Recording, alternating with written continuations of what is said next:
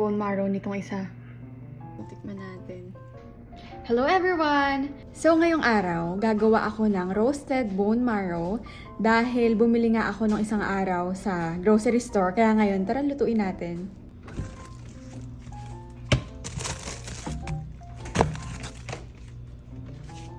So ito siya, lilimang piraso lang for only $7. So ayan, try kong lutuin, try kong i-roast kasi nakita ko sa TikTok. Parang ang sarap, tapos pinalaman niya sa tinapay. So try natin kung masarap nga talaga. Kailangan ko ng bawang. Pupunta muna ako dito sa may storage nila ate. Tignan natin kung may bawang sila dito. Papakita ko sa inyo. So eto, meron na silang bawang dito, kaya kukuha ko. Yan, siguro isa lang naman kailangan. Tignan nyo naman guys, tag-ulan na talaga dito. At lumalamig na rin. Paano ka pang gaganahan lumabas niyan, di ba?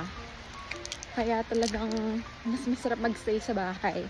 Maghihiwa lang ako ng liit-liit na bawang. Alam niyo ba guys, sa Pilipinas, mahal-mahal ng bone marrow. Kapag nag-uulam kami ng nilaga, talaga nag-aagawan kami sa bone marrow.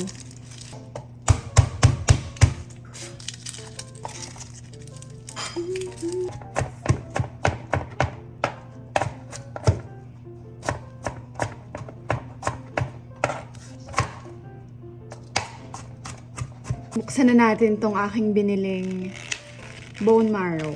Medyo matigas pa siya kasi galing nga sa freezer.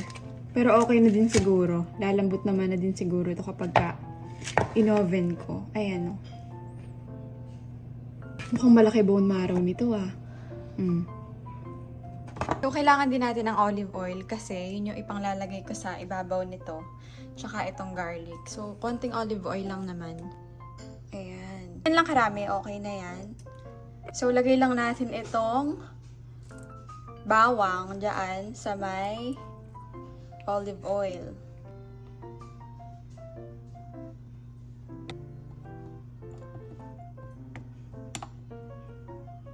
So, what we have to do next is lalagyan ko lang siya nitong rock salt sa ibabaw. Ayan. Ayan na, ganun lang kadali. Na-prepare ko na siya. Ngayon naman lalagay ko na siya sa may oven. Tignan natin. So, sabi nila kapag daw nag-brown na yung bawang, okay na daw. So, tara, intayin natin. Okay. So, start na natin. Lagay lang natin sa 400 siguro. Para mabilis din. Check natin kung okay na siya. Ayun, tignan lang natin. Medyo okay naman na. Pero hintayin pa natin mag-brown yung bawang. Ayan. Konti pa.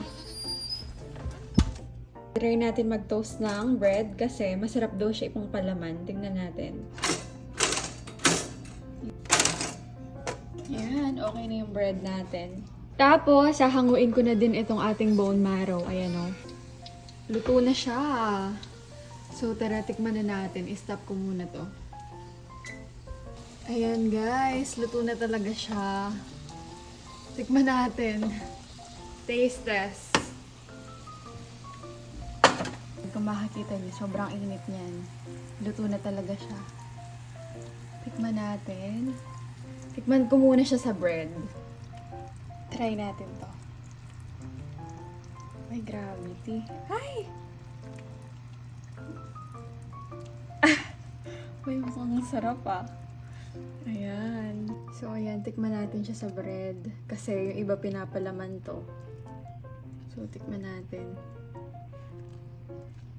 Tikman natin.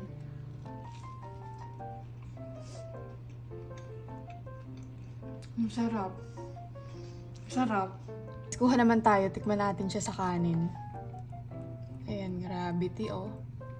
Kita nyo yan?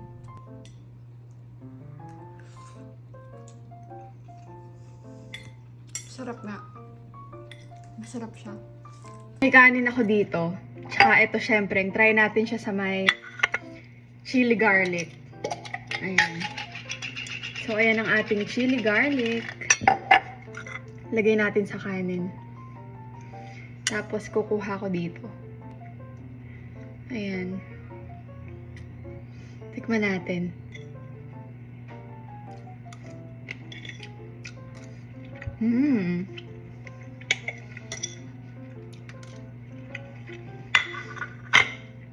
Bagay siyang ilama sa kanin.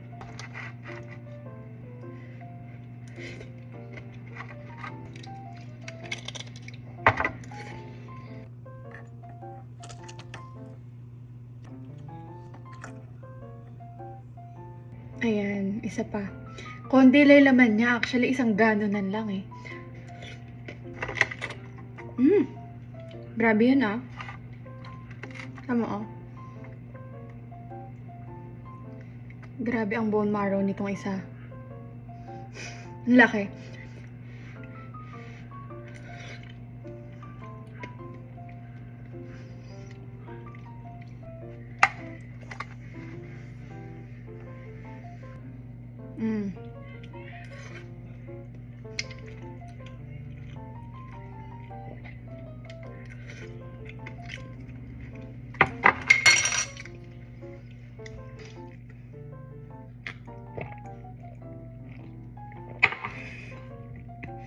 And that's it for today's vlog. Thank you for watching. Bye!